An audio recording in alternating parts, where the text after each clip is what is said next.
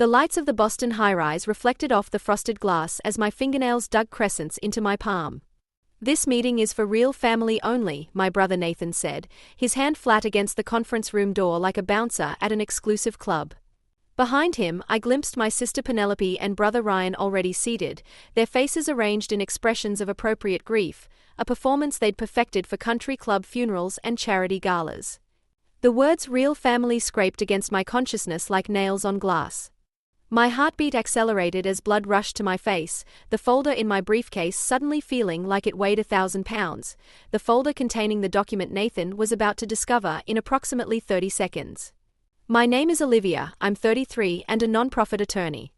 This is the story of how I reclaimed my place at a table that should have been set for me all along." I stood there in the hallway of Crawford and Associates, clutching a coffee from the lobby Starbucks, wearing jeans and a Yale Law sweatshirt, looking exactly like what they'd always believed I was, the adopted kid who never quite belonged. What they didn't know, what the attorney was about to tell them momentarily, was that our grandfather had made me the sole trustee of his entire $400 million estate with complete discretionary control over every dollar they thought they were about to inherit. I looked at Nathan, at his Brooks Brothers suit and his unshakable certainty, and said quietly, "Okay." Then I turned and walked back toward the elevator, my footsteps echoing in the marble hallway. Behind me, I heard the conference room door close with a soft, expensive click. I pressed the elevator button and waited, sipping my coffee, checking my phone like I had nowhere else to be. The elevator arrived. I stepped inside. As the doors began to slide shut, I heard it, muffled through walls and distance, but unmistakable. "What?" The attorney's office was on the 43rd floor. I rode down to the lobby, found a bench near the fountain with its soothing white noise, and waited. My phone screen lit up with incoming calls: Nathan, Penelope, Ryan, Nathan again. A number I didn't recognize that was probably the attorney. I let them all go to voicemail, watching the notification count climb like a stock ticker of family panic. 15 minutes later, all three siblings burst from the elevator bank like they were fleeing a fire. They scanned the lobby frantically until Nathan spotted me sitting by the fountain, my exact location visible from the elevator bank where I'd deliberately chosen to wait, knowing they would eventually come looking. His face flushed with an emotion I'd rarely seen him display: uncertainty. "Where the hell have you been?" His voice echoed across the marble lobby, drawing glances from business people passing through. "You just left?" "You said the meeting was for real family only," I replied evenly. "So I left. The lawyer needs you upstairs." His voice had an unfamiliar edge of desperation. "Why?" "I'm not real family." The words tasted like victory, bitter and sweet simultaneously. Penelope's face was red, her perfect makeup starting to crack around the edges. "Stop playing games, Olivia. This is serious." "I'm not playing anything. You excluded me from the meeting." "I respected that." "The will," Ryan said quietly. He was the youngest at 28 and looked like he might actually be sick, the color drained from his face. "Grandpa's will says you're the trustee of everything." "Does it?" I kept my voice neutral, taking another sip of coffee. "You knew?" Nathan stepped closer, his stance aggressive. "You knew you were going to control the money and you didn't say anything?" I met his gaze without flinching. "I knew Grandpa asked me to be trustee, yes. He asked me 3 years ago. And you just accepted without telling us." "He asked me not to. He said he wanted to explain it himself in the will." "Well, he didn't explain anything," Penelope snapped, her manicured fingers clenching and unclenching at her sides. "He just said you're the trustee with full discretionary control, whatever that means. The lawyer needs you upstairs to go through the details." I took another deliberate sip of coffee. "I've already been through the details. Grandpa and I reviewed everything multiple times. I don't need another meeting." "We need the meeting," Nathan insisted, his voice rising. "We need to understand what's happening with the estate, with our inheritance." "Your inheritance," I interrupted, "is whatever I decide to give you. That's what sole trustee with full discretionary control means."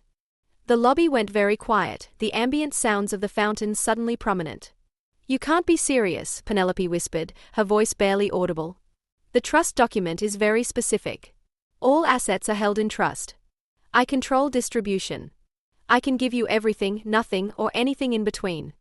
My decision is final and not subject to challenge except in cases of gross negligence or self-dealing."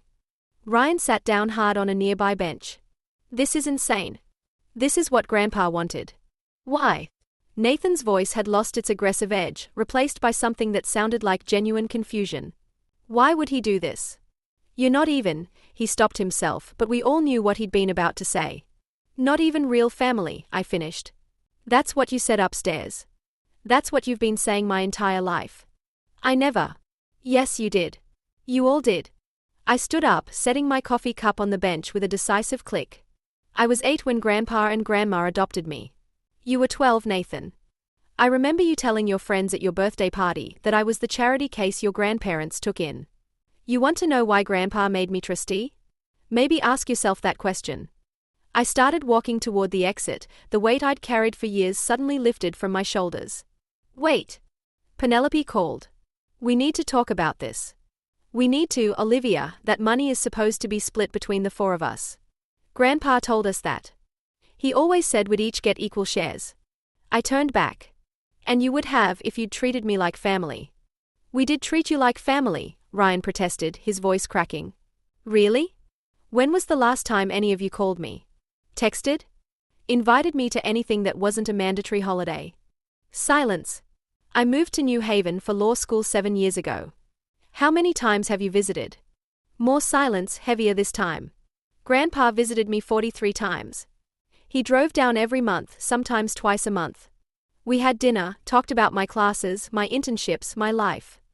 He knew my friends' names, my professors' research, what I wanted to do after graduation. Can any of you name a single person in my life? That's not fair, Penelope said, eyes narrowing. We've all been busy with our own careers. I know exactly how busy you've been.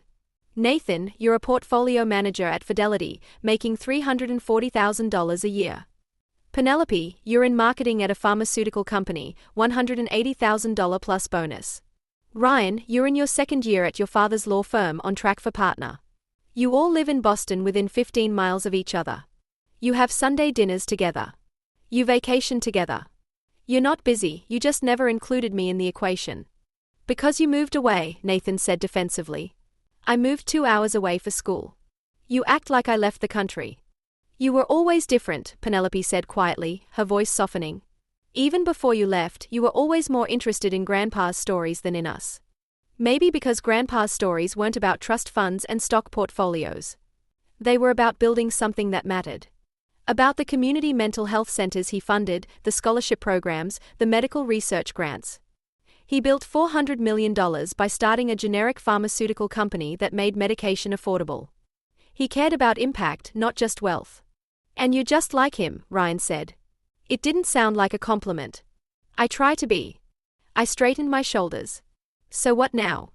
You're going to punish us by keeping all the money? Nathan's voice hardened again, familiar territory for him. I'm not keeping anything. The trust requires all funds to be used for either family support or charitable purposes. I can't just pocket it. Then what are you going to do? I'd been thinking about this question for 3 years, ever since Grandpa first asked me to be trustee. Since he'd explained, with tears in his eyes, that he'd watched his biological grandchildren become entitled and disconnected, that he'd watched them treat me like an outsider, and that he wanted to do something about it before he died. His monthly visits to New Haven weren't just to see me, they were opportunities for him to confide his disappointments and hopes, to share what he'd observed at family gatherings and through conversations with mutual friends and business associates who'd witnessed how my siblings treated me.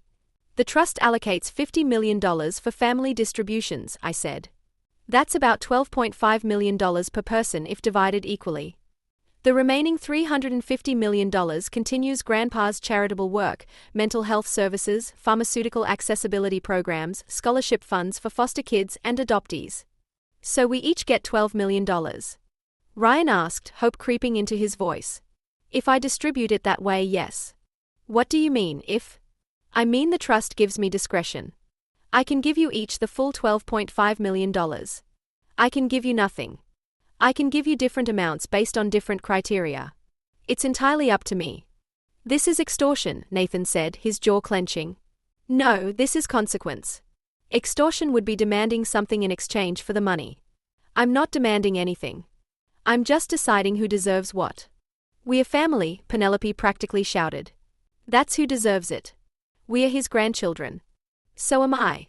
You know what I mean. Say it, I interrupted. Say what you actually mean. Say real grandchildren or blood grandchildren or biological grandchildren. Be honest about how you've always seen me. She didn't say it. None of them did. But the truth hung in the air between us anyway, as tangible as the marble columns surrounding us. Here's what's going to happen, I said, my voice steady. I'm going to spend the next 6 months reviewing your lives, your choices, your values. I'm going to look at what you've done with the advantages you've had, how you've treated people, whether you've contributed anything meaningful to the world beyond your own bank accounts. Then I'll make distributions accordingly. You're going to investigate us? Ryan sounded horrified. I'm going to do my due diligence. The same thing any trustee would do before making major distributions. This is revenge, Nathan said. Pure revenge for perceived slights from childhood. It's not revenge. It's stewardship. Grandpa trusted me to make sure his money does some good in the world. That includes how it affects his family. We'll challenge this, Penelope said. We'll get lawyers, contest the trust. You can try. Grandpa's attorney spent 3 years making sure the trust was bulletproof. I'm not his employee or business partner, so there's no conflict of interest. I'm not elderly or mentally compromised. I'm a Yale law graduate who clerked for a federal judge and worked in estate planning before taking my current position. Any court is going to look at my credentials and uphold the trust as written. What current position? Ryan asked. I'm the executive director of the Riverside Foundation. We provide legal services and support for foster children and adoptees. I've been doing it for 2 years. Oh my God, Penelope said. You're one of those non-profit people making $40,000 a year while driving a hybrid and judging the rest of us. My salary is $65,000, and Grandpa paid me $15,000 annually as a board member of his foundation. I'm not judging you for being successful. I'm questioning whether you understand what success actually means. My phone rang. I glanced at it. The attorney's office again.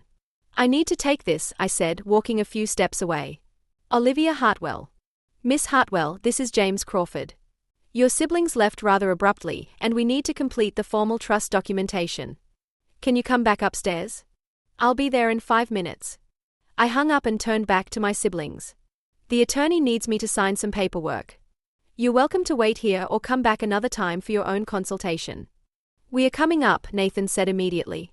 Suit yourself. We walked together to the elevator bank, the tension palpable as we rode back up to the 43rd floor. When the doors opened, we made our way down the corridor to the conference room we'd left earlier. The 43 floors of tension concentrated into one wood-paneled space as we re-entered. James Crawford was in his 60s, grey-haired and professional, and he looked exhausted. Thank you for returning, Miss Hartwell. I have the trustee acceptance documents here along with the preliminary asset inventory and some other items that require your signature. He slid a stack of papers across the table.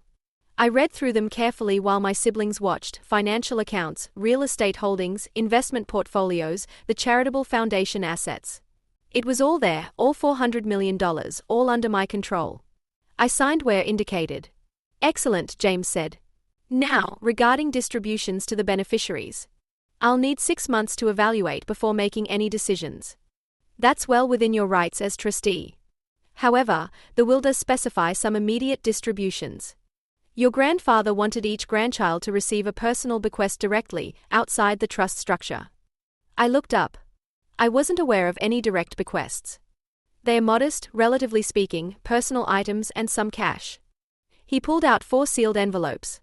These were to be distributed after the trust documentation was completed. He handed one envelope to each of us. Mine was heavier than the others. You're welcome to open them here or in private, James said. Nathan tore his open immediately. Inside was a letter and a check. His face went pale as he read. Penelope opened hers next, then Ryan. They all had the same expression, confusion mixed with something that might have been shame. I opened mine last. The letter was in Grandpa's handwriting. Olivia, if you're reading this, you've accepted the role of trustee. Thank you. I know it won't be easy, especially with your siblings' reactions. They're good people fundamentally, but they've lost sight of what matters. I'm hoping this responsibility will help them find their way back. The $10,000 check included here is not part of the trust. It's from me personally with instructions: take yourself on a vacation somewhere you've always wanted to go. You've spent the last 7 years working yourself to exhaustion between law school and the foundation. Rest. That's what I want for you. As for your siblings, remember that giving them nothing helps no one. But giving them everything teaches nothing. You'll find the right balance. You always do. I'm proud of you. Not because you're managing my money, but because of who you've become. Someone who cares more about impact than appearances. More about people than portfolios. That's why you're the right person for this. Love always, Grandpa. I folded the letter carefully, tucking it back in the envelope along with the check, my throat tight with emotion. What did yours say? Penelope asked quietly. It's personal. Ours too, she said. She looked at Nathan and Ryan. He wrote to each of us about how we've treated you, about what family should mean. Nathan set his letter down, his hands shaking slightly. He knew. He knew exactly how we acted, what we said, how we made you feel. And he still gave us a chance to do better. What did your check say? I asked. Mine was $10,000, Ryan said. With instructions to donate it to a cause Olivia cares about, and prove I actually researched what that meant. Mine too, Penelope added. Same instructions. Nathan nodded. Mine said the same. And it said I have 6 months to prove I understand what it means to be your brother, not just your grandfather's heir. The conference room was quiet except for the muted sounds of traffic 43 floors below. So what now? Ryan asked, not aggressive anymore, just tired. We spent 6 months trying to convince you we are worthy of the money. No, I said. You spent 6 months deciding who you want to be. Whether you want to be people who see family as blood obligation or as chosen connection. Whether you want to be people who measure worth in inheritance or in impact. The money will still be there either way. But who you are when we revisit this, that's up to you. And if we do better, Penelope's voice was small. If we actually try, then maybe we become actual siblings instead of strangers who share a grandfather. Is that what you want? Nathan asked me. I thought about that. What did I want? I'd spent 25 years as the outsider, the adopted kid, the one who didn't quite fit. Did I want their approval now? Their acceptance? I want what Grandpa wanted, I said finally. A family that actually acts like one. But I'm not going to force it. And I'm not going to buy it with inheritance money. Either you want to be my family, really be my family, or you don't. The trust gives me 6 months to evaluate. I'm giving you 6 months to decide. James Crawford cleared his throat. If there's nothing else requiring immediate attention, I think we can adjourn. Miss Hartwell, I'll send the final trust documents to your office next week. Thank you. We all stood. The elevator ride down was less tense than the ride up, but still awkward. When we reached the lobby, my siblings hesitated. Olivia, Ryan said. Would you want to get coffee or lunch? Not to talk about the trust. Just to talk. I looked at him, at his uncertain expression, at the letter still clutched in his hand. Maybe, I said. Not today, but maybe next week. Text me. I will. I promise. Penelope touched my arm. I'm sorry. For all of it. For making you feel like you didn't belong. You deserved better. Yes, I said. I did. Nathan was the last to speak. I was wrong. About the meeting, about everything. You are real family. You always have been. Then prove it, I said. Not to get the money. Prove it because it's the right thing to do. He nodded. I walked out into the Boston afternoon, leaving them standing in the lobby, probably wondering how their day had gone so completely sideways. My phone buzzed. A text from an unknown number. This is Ryan. Just saved your contact. Want to grab coffee next Tuesday? My treat. No agenda. Just getting to know my sister. I smiled and typed back. Tuesday works. The thinking cup at 2. His response came immediately. Perfect. See you there. Maybe Grandpa was right. Maybe they were good people who'd lost their way. Maybe 6 months was enough time to find it again. Or maybe it wasn't. Either way, I had $400 million to steward, a foundation to run, and a vacation to plan.